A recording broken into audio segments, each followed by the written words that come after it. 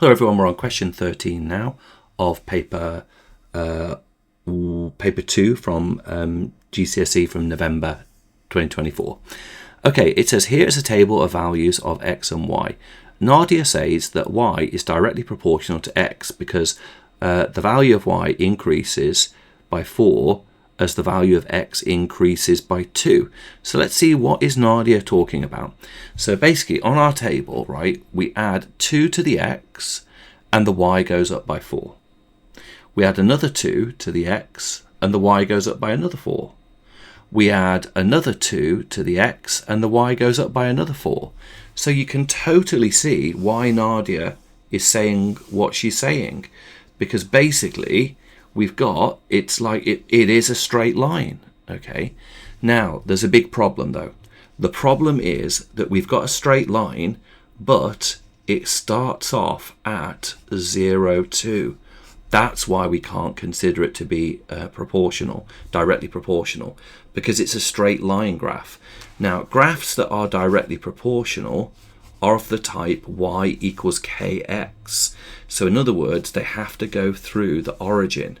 So this is what it should be like if it's proportional. It should go through the origin like that. Okay, so it's linear, which is what's confused Nadia. Nadia's got confused because of the way that when you increase the x by amount, the y amount keeps on going up by the same amount. And that confused Nadia. Basically, it is a straight line. However, it's not directly proportional because in direct proportion, we have to go through the origin. So that's why Nadia was wrong. Now, the next part of the question, w is directly proportional to the square root of t. Right, let's have a look at this then. W is directly proportional to the square root of t. So w is directly proportional to the square root of t, like so. Now that means that we can turn our proportionality statement into an equation by introducing a constant of proportionality. So we now write that w is equal to k times by the square root of t.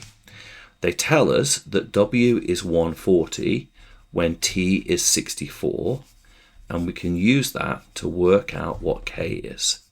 So we have 140 is equal to k times by 8. So k is equal to 140 divided by 8.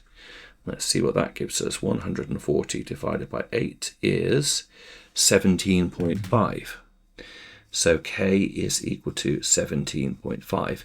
So therefore our equation is that w equals 17.5 times by the square root of t. So we've got our equation there that we can use. And we've got to calculate the value of w when t is equal to 7.84. So w is going to equal 17.5 times by the square root of 7.84. So let's have a look at this. The square root of 7.84 is equal to 2.8. So we're going to have 17.5 times by 2.8. 2.8 times by 17.5 gives us 49. So therefore w is equal to 49, and that's our answer for that part. On the axes below, sketch the graph to show the relationship between w and t. So w is equal to the square root of t, and this is a good one because I know that year 11 students often don't remember what the graph of the square root looks like.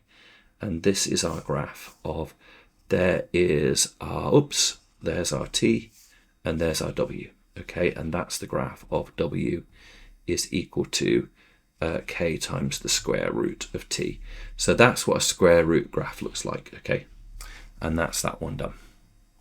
What is next? Question 15, we're getting there now, slowly getting there through this paper. It says, here are the first 5 terms of a quadratic sequence.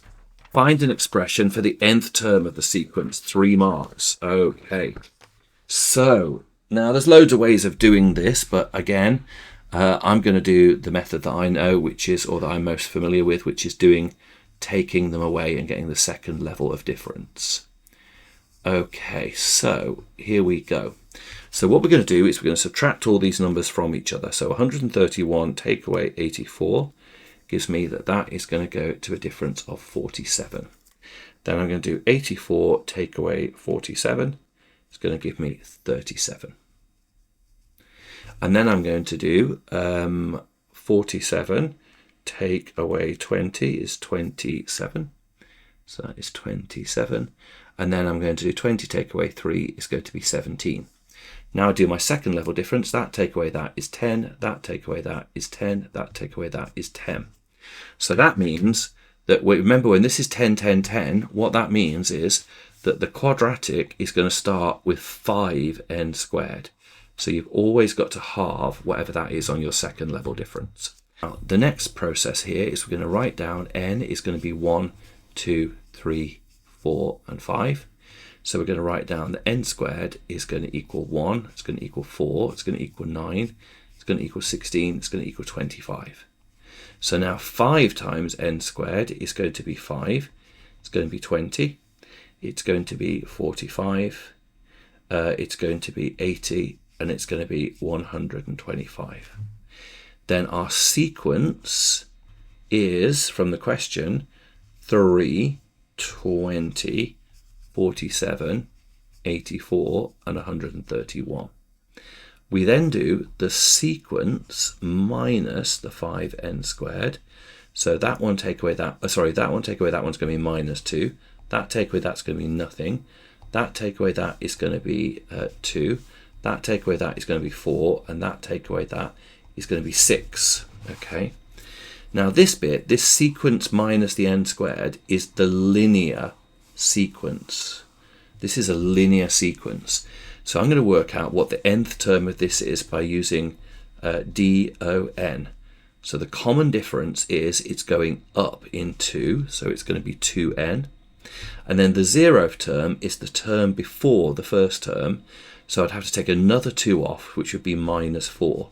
So the nth term of this linear sequence is 2n minus 4. So then we bring those two ideas together. So the quadratic term is 5n squared, and the linear term is 2n minus 4. So then it's 5n squared plus 2n minus 4 is our quadratic sequence. Okay, so that's how we would do that for 15 part A. The terms of a different sequence are given by the rule, oh, everyone hates these, un add 1 equals k times un add k, where k is a constant. Given that u1 equals 9 and that u2 equals 4, find the value of u4. Okay, wow. Let's start off then by generating some terms and see what happens. Okay. So the term-to-term rule in the second part of this question is that un add 1 is equal to k, which we don't know what it is, times by un plus k. Okay. So what that means for us is that means that u2 would equal k times by u1 add k. So u2, we're told that is 4.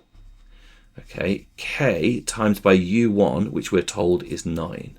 Okay, add k. So therefore, we basically have got that 4 is equal to 9k add k, which is 10k is equal to 4. So k is equal to 4 divided by 10. So k is equal to 2/5. Okay. Okay, so k is 2/5. So we now know what the formula is for the nth term-to-term rule. It's going to be un add 1 is equal to k, which is going to be 2/5 times by un plus 2/5. So now we've got to work out the value of u4. So in order to work out the value of u4, it would probably be quite helpful to work out the value of u3 in order to work out u4. Well, we know that the value of u2 is equal to 4. Okay, so we can write down that u3 is equal to 2/5 times by u2 add 2/5. Okay, so that means that u3 is going to equal 2/5 of U2, which is 4, plus 2/5. Okay, so we've got to work that out then. So let's have a look at that.